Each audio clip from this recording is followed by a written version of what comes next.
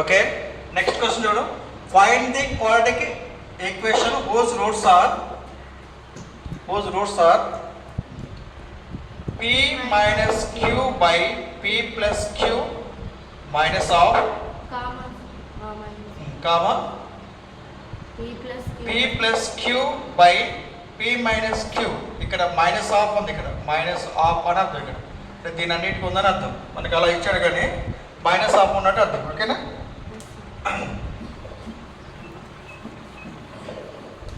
ఇక్కడ క్వశ్చన్ చూడు మనకి, find the quadratic equation whose roots are p minus q by p plus q minus of p plus q by p minus q అనమాట. ఓకేనా? Right. ఇక్కడ మనకి ఇది ఏమవుతుంది చెప్పు, ఇది ఆల్ఫా అవుతుంది. p minus q by p plus q అనేది ఆల్ఫా అవుతుంది. ఇది beta is equal to minus of p plus q by p minus q అవుతుంది. అంతేనా? సో అదే ఆల్ఫా కామా బీటాలో రెండు రూట్స్ ఇస్తే క్వాడ్రాటిక్ ఈక్వేషన్ ఫార్ములా ఏంటది? X square minus alpha plus beta into x plus alpha beta is equal 0 ఇది. ఓకేనా? X square minus alpha plus beta into x plus alpha beta is equal 0. ఓకేనా? కొంచెం లెంత్కి ఇచ్చాడు అయినా కానీ నో ప్రాబ్లం ఇది. ఓకేనా? లెంత్కి ఇచ్చాడు, no problem. So therefore given roots are alpha is equal ఎంత? ఫస్ట్ ఇది p minus q by p plus q, p minus q by p plus q. ఓకేనా? నెక్స్ట్ బీటా వాల్యూ ఎంత? Beta value minus of p plus q by p minus q. అంతేనా? p plus minus of p plus q by p minus q అనమాట. ఇక్కడ రెండు terms ఉన్నాయి కాబట్టి compulsory bracket అనేది apply చేసుకోవాలి. టెక్స్ట్ బుక్లో ఇవ్వకపోయినా కానీ కొంచెం మైనస్ మధ్యలో పెట్టాడు. ఓకేనా? ఇప్పుడు ఆల్ఫా కామా బీటా రెండు రూట్స్ ఇచ్చాడు కాబట్టి ఫార్ములా ఏంటది?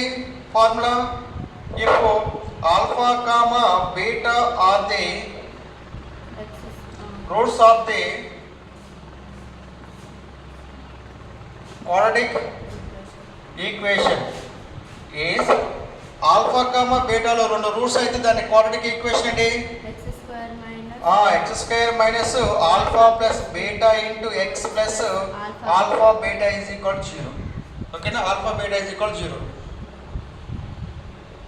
చూడు దిగు. Okay, x square minus alpha అంటే ఎంత? ఆల్ఫా అంటే p minus q by p plus q. ఓకేనా? దీని కూడా బ్రాకెట్ అప్లై చేద్దాం. బ్రాకెట్ ప్లస్ బీటా అంటే ఎంత? Minus of p plus q by p minus q. Alpha అంటే ఎంత? p minus q by p plus q bracket into beta అంటే ఎంత? Minus of p plus q by p minus q is equal to 0. అంతేనా? నేను ఏం చేశానంటే ఏం చేయలేదు, సబ్స్టిట్యూట్ చేశాను. ఆల్ఫా వాల్యూ ఎంత, బీటా వాల్యూ ప్రతిక్షేపించాను. ఓకేనా? Right. X square minus p minus q by p plus q. ఓకేనా? దీన్ని మైనస్ పెట్టుకుందాం ఇక్కడ. ఓకేనా? Minus p plus q by p minus queue.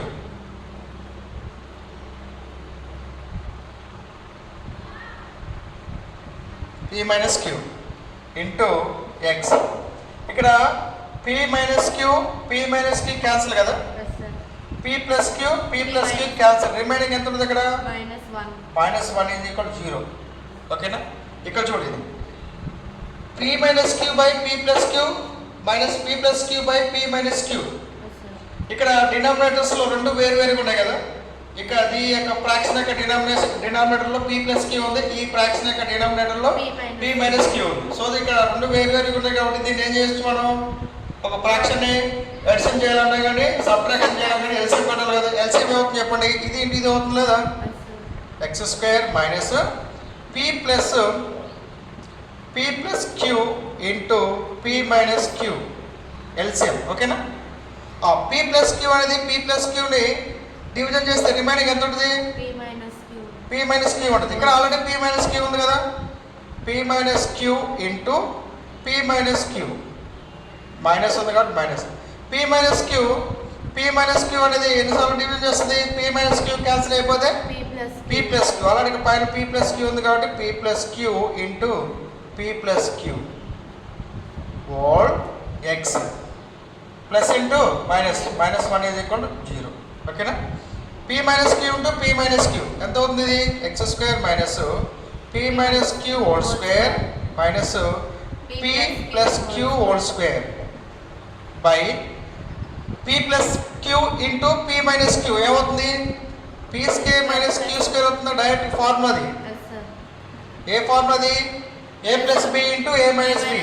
A plus b into a minus b is equal to a square minus b square like p plus q into